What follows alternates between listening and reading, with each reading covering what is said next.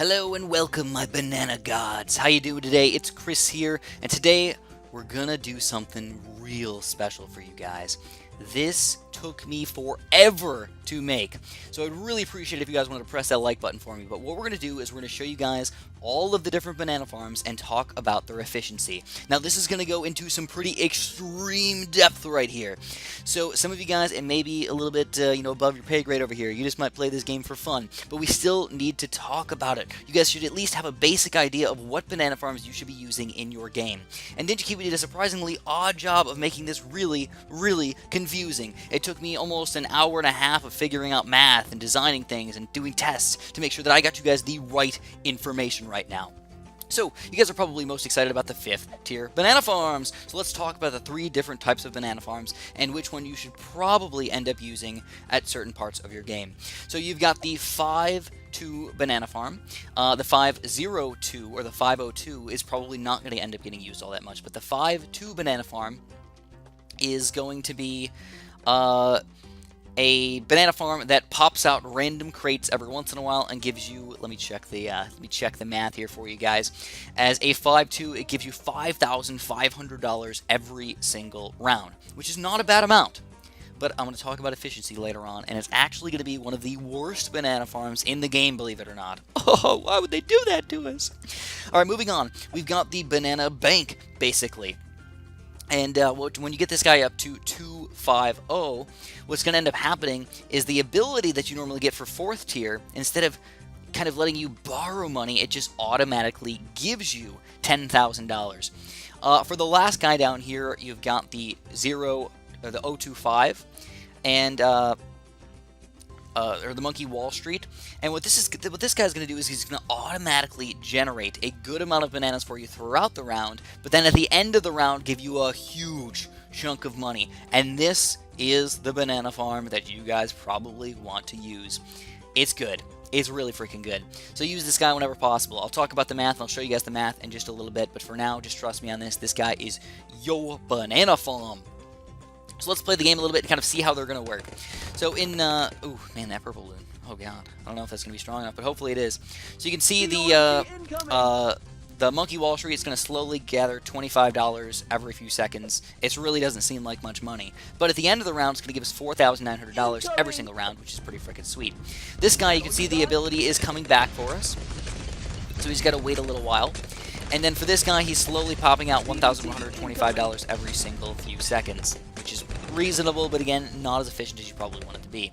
So if I had to compare this guy versus this guy, basically what you want to do is in the late game, when the rounds last forever, this guy's probably going to end up being your most efficient tower, but because it depends on the round length, you can't say that for certain. You don't know how long these rounds are going to be. You don't know how long it's going to take for this ability to come back. But when we use it, we get an automatic 10 grand every single time. On top of the fact that it is still a bank. And we will still get this extra $10,000 every 12 rounds or so, which isn't that much extra, but it is still a little baby bonus right there. Well, this guy, as soon as we see the ending... the end of that round, we get that whopping $4,900 out of this guy, plus the $25 every single few seconds. So what I'm going to do is I'm going to take you guys back to sandbox mode. So we're officially in sandbox mode right now, and we need to talk about these banana farms. So at the bottom of the page down there, you guys are going to see some really boring looking stuff down there.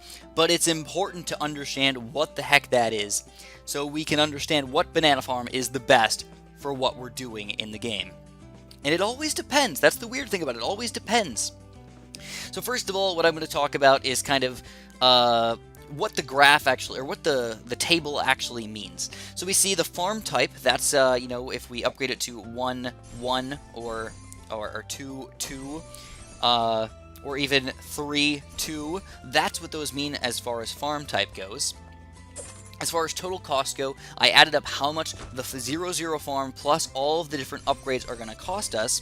And then, for the income, I basically just add up how many bananas I'm getting and how much money I'm getting per round. So for example, a 0-0 farm is going to pop out 4 bananas and give me $80. A 3-0 banana farm is going to pop out 16 bananas and give me $320. It gets really complicated because there's so many different combinations that you can go for, and that's why you're seeing so many different numbers over here. I know, it's a little bit goofy, guys. Especially when we get to banks, it's going to get even goofier. But I'm going to go over the 3 different types. There's the main increased production banana farm that we're sort of used to over here. Then we're going to go over the banks, and then we're going to go over the markets, basically. So, to start off with just the regular banana farms over here, when you look at the efficiency rating, what we're doing here is we're dividing the income per round by the total, or the total cost. Yeah, we're dividing income by total cost. 1250 divided by 80 equals 15.6. And the lower it is, the better. That means we're getting more bang for our buck. Alright, so the lower it is, the better it is. So when you actually look over here on the side, we see that 14.583 is actually the most efficient banana farm. And the most efficient banana farm for this type is a 1-0 banana farm. But of course, not far behind that is the 2-0. And then, surprisingly, not far behind that is actually the 0-0 banana farm. Supposed to be one of the worst banana farms in the game. And it's still pretty darn efficient. What is that? As you get more and more upgrades, it seems like what DigiKiwi decided was that space was the biggest factor for you. So even though you're spending more money and you're getting a less efficient banana farm, you're not taking up very much space. So if you wanted to get a banana farm the most efficient way, the best way to probably do this is to get a 0-0 upgrade to increased production and then greater production. Then you probably want to go to, if you look at the 2-2 banana farm, we get a 17.25 efficiency rating right there. So that's a pretty solid rating, so we're going to get valuable bananas. Then finally, we get up the banana plantation and the banana research facility. So that's the order that you want to upgrade this banana farm if you're going for the best rated banana farms, kind of in order to eventually have the end goal being the 4-2 banana farm. Which, by the way, again, is not the most efficient banana farm. A 4-2 is actually less efficient than both the 1-0, 2-0, and very close to the 0-0 banana farm, as ridiculous as that sounds. I'm not sure if DigiKiwi decided to do that on purpose, but that's what they did. As I was saying earlier on in the video, the 5th tier banana farms are actually pretty gosh darn bad. Look at the efficiency rating on these things. These are pretty terrible. What the heck? Yeah, so it's pretty bad, guys. You know, even when you look at the upgrades of the banana farm, it doesn't really say much. You want banana? We have banana. It sure does, but not as many bananas as crappy banana farms. So really, what you're doing here is you're banking on the fact that you don't have to take up a lot of space for this guy. So if space is an issue, this is the guy you want to get. Otherwise, stay with the sort of lower tier, even 4th tier banana farms. Interestingly enough. So that's it for those banana farms. Now let's talk about the banks. And I gotta be honest with you guys, this is where it gets really, really wonky. Because what you're gonna see is the efficiency rating for these guys being extremely low. This should have sort of similar efficiency ratings to the top tier banana farms, but they're the top path banana farms. But they're not. They're actually way, way lower. So they seem almost overpowered. But we got to talk about that for a second. It's wonky and it's goofy because the numbers may not match what real life actually gives us. And the reason why, okay, before I even get into the banana farms, I have to argue with you guys. The banana farms are not as efficient as they say because if I built a banana farm, this thing's giving me money every single round.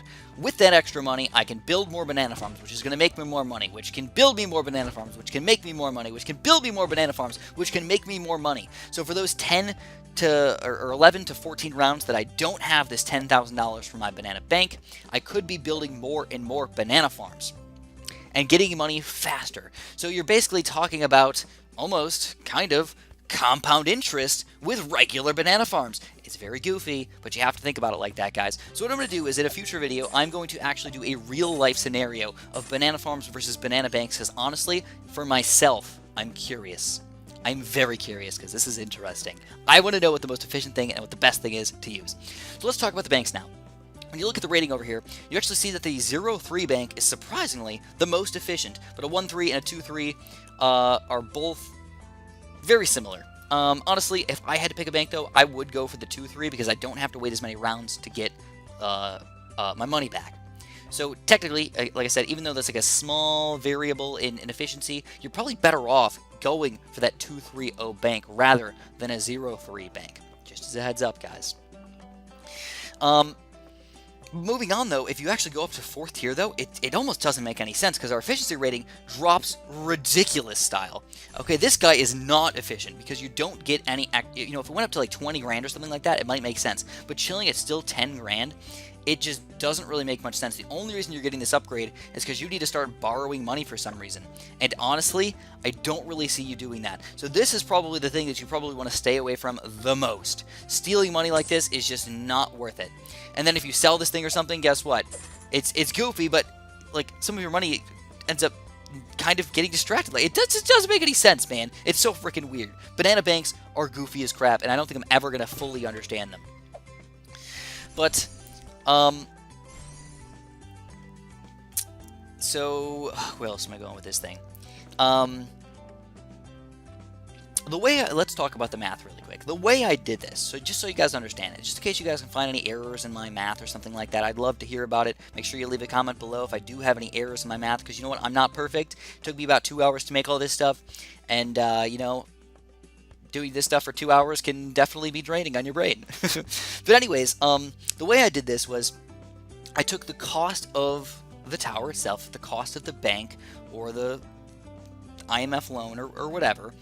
Then I counted how many rounds it took to get the $10,000 to take it out of my bank. I never took it out before the round ended because always you want to wait for that interest to pile on in so you can take the money out of your bank. So it took 14 rounds for the 0-3, 13 rounds for the 1-3, 12 rounds for the 2-3. Oddly enough, 14 rounds for the 0-4, and 11 rounds for the 2-4. So technically the fastest way you're going to get your money back is with the 2-4. But even so, it cost so much money, it just wasn't worth it.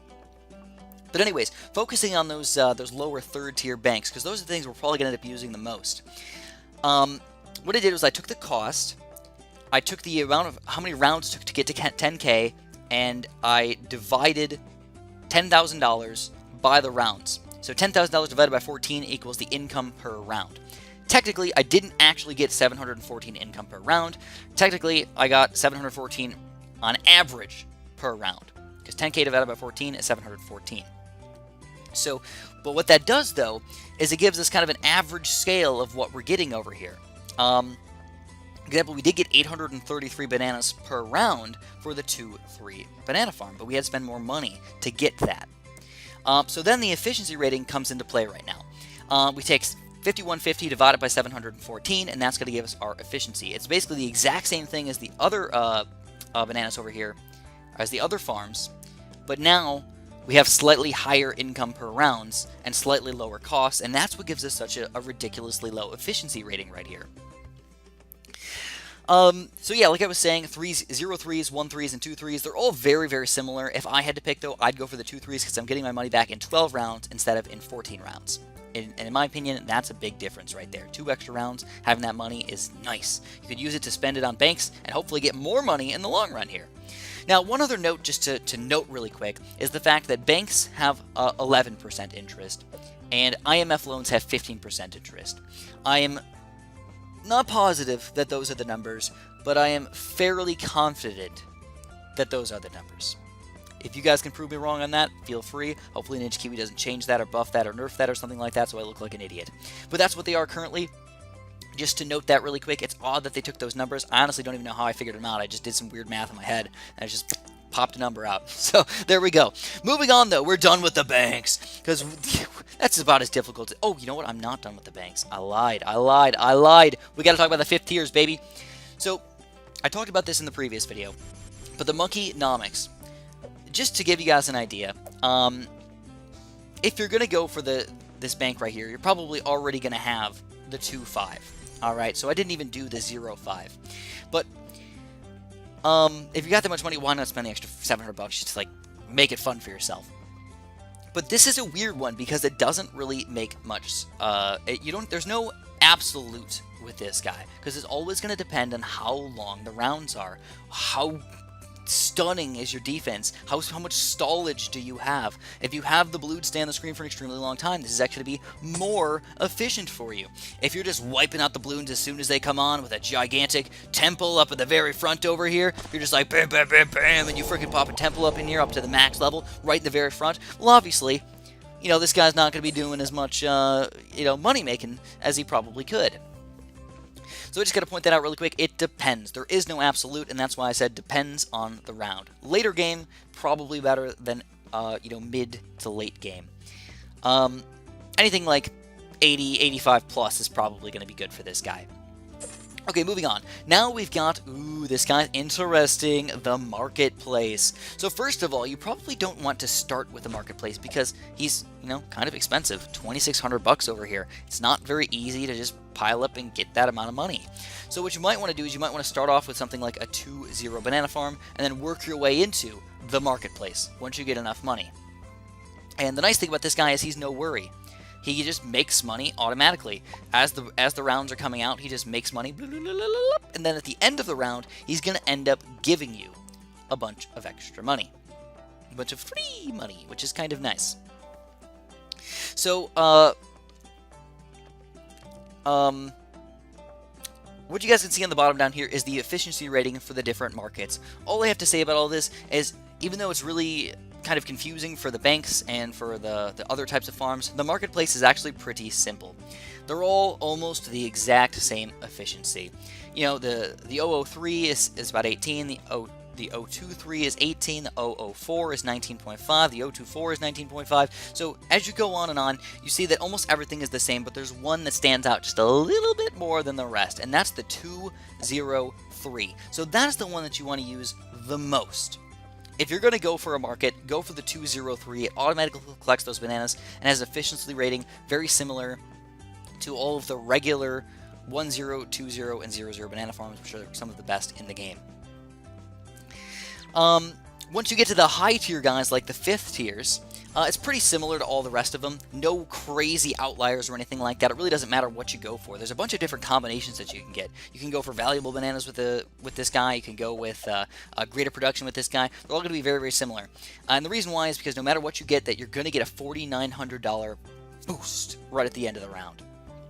The thing I should say, though, is that even though the banana farms are going to be getting you money during the round, it really doesn't matter that much that you're getting it at the end of the round. I mean, like, sure, it might matter just a tiny, tiny bit, but in most circumstances, it's probably just easier to go for the market.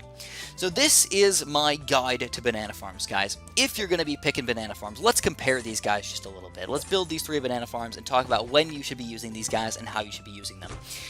First of all, laziness is definitely an aspect here.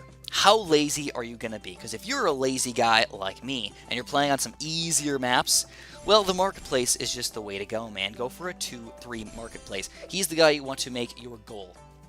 What I would normally do is, I would start off with a 2-0, and then maybe even 2 2-0s or something like that, just to kind of get the money flowing over here. And then instead of going you know, all the way up to that $3,400 plantation, I'd buy these guys and get the marketplace instead. And that would be a great way to kind of get a decent amount of money going over here and not have to wait 10 plus rounds to get your money back. That's a great way to do it, and it keeps you actively gaining money throughout the rounds. So that's a nice way to kind of just start off your game. You probably don't want to start off with a bank, because if you do kind of like get a couple of these guys and you're like, you know what, I gotta get the bank as fast as I possibly can. I got a couple of these guys. I'm gonna sell this guy because I got $1,000 built up over here. I'm gonna sell this guy and I'm gonna buy a bank really quick. That could work, but now you're stuck not getting any extra money for you're not getting any money for 12 rounds? 12 rounds.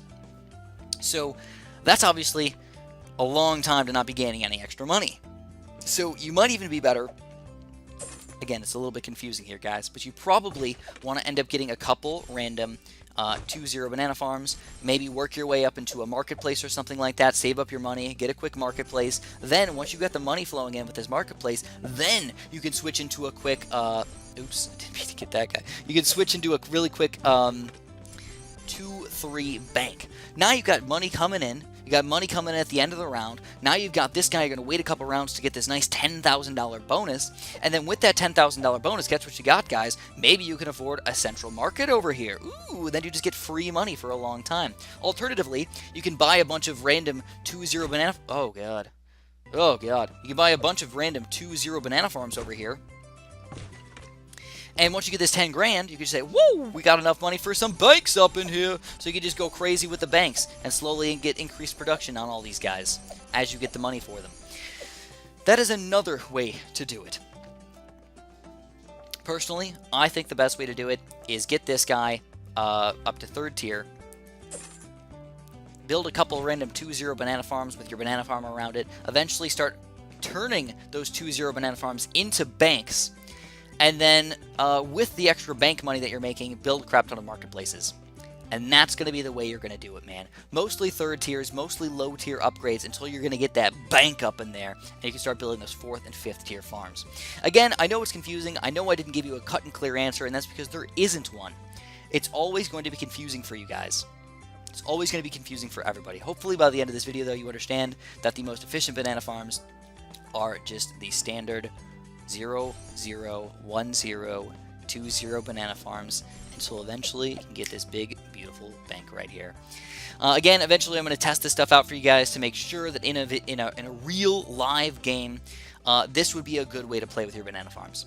But if you enjoyed the video, make sure you press that like button for me, subscribe if you haven't, and of course, have a super duper delicious day.